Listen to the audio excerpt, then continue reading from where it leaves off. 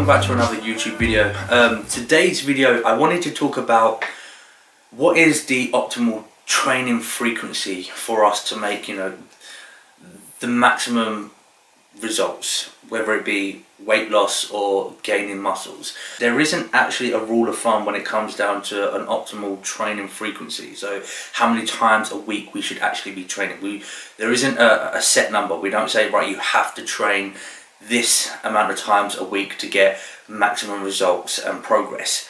But what I wanted to discuss in this video with you guys is something that I've personally seen with myself, I've observed with my clients, and I feel like both myself and my clients have seen optimal results with this training frequency approach. So instead of just saying this is a set number that you have to do, I want to give you more of an awareness and my opinion on what we should be looking at when it comes to optimizing our goals. The reason behind me doing this video also is because I'm seeing time after time of so many people doing more. Everyone thinks that more is always better with training, with drugs, with majority of things within the fitness industry.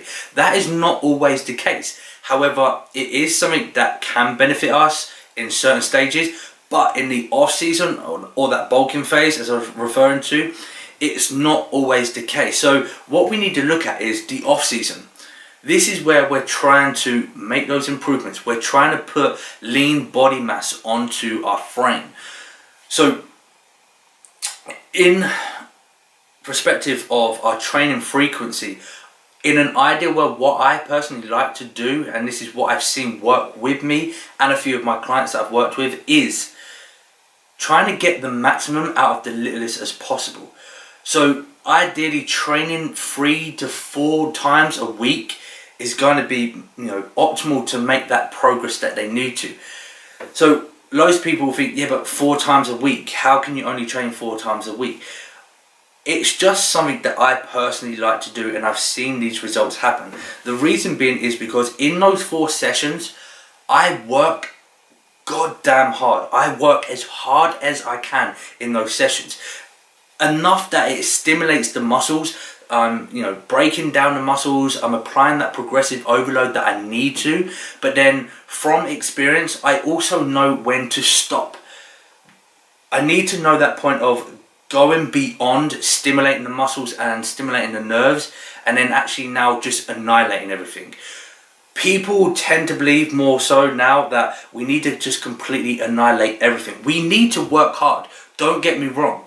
We need to work as hard as possible, and we really need to train, well out of our comfort zone to make that progress that we need to.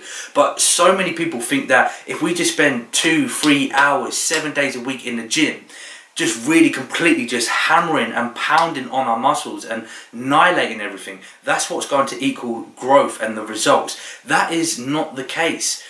We need to, like I said, we need to understand our bodies and know that when enough is enough. When we've done the job in the gym, we know then when to step back, say we're either going to move on to the next exercise, or just simply say, I've done what I need to today. Now I need to go home and focus on refeeding these muscles to allow them to recover and allow my body to recharge and repair, ready for my next training session. So when I go into my next training session, I'm fully 100% recharged and recovered, that I can get that next training session 110%. People are now doing 6 days a week, 7 days a week, and they're doing 2-3 hour training sessions, maybe not to that extreme, but you get the gist of it.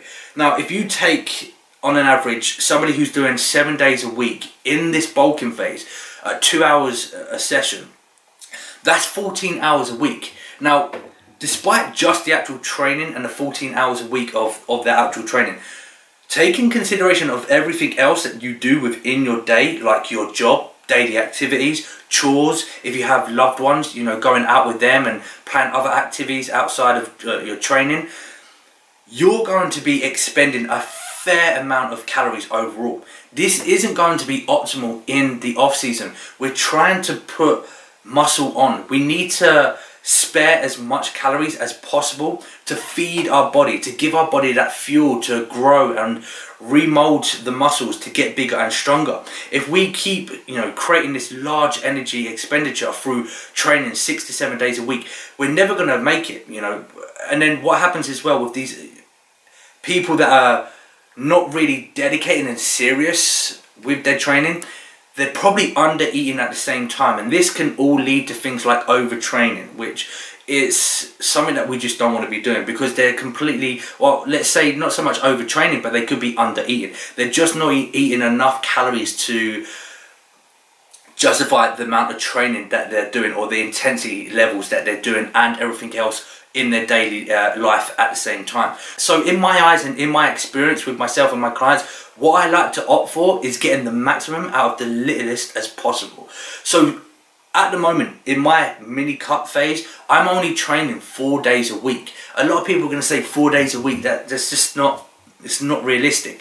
But what this allows me is more playing cards when it comes to my mini cuts, or when I'm going into my prep series, and I'll get into that into a minute. We also need to take into account the other negative things that may happen from training 6 to 7 times a week. Things like inflammation build-up, stress levels, constantly stressing our body from training day to day, and then most people taking things like pre-workouts.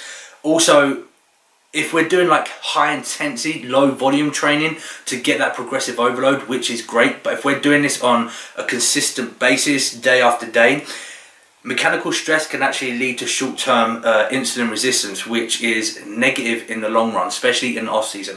We're not going to be able to actually dispose of the glucose from the carbohydrates more efficiently, so they're not going to be able to actually go into the muscle cells or the liver where they need to, and more likely to be stored as body fat, where we actually end up getting fatter in the off season. So now, as I said earlier, by getting the maximum out of the littlest as possible in my off season, this now gives me more playing cards when it comes to my diet or my prep phase.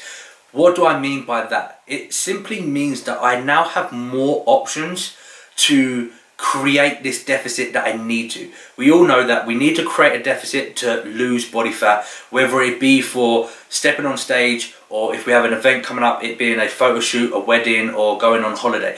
We simply just need to make a deficit. There's two options that we can do this from: either creating a calorie deficit by reducing the amount of calories that we intake, or increasing our energy expenditure.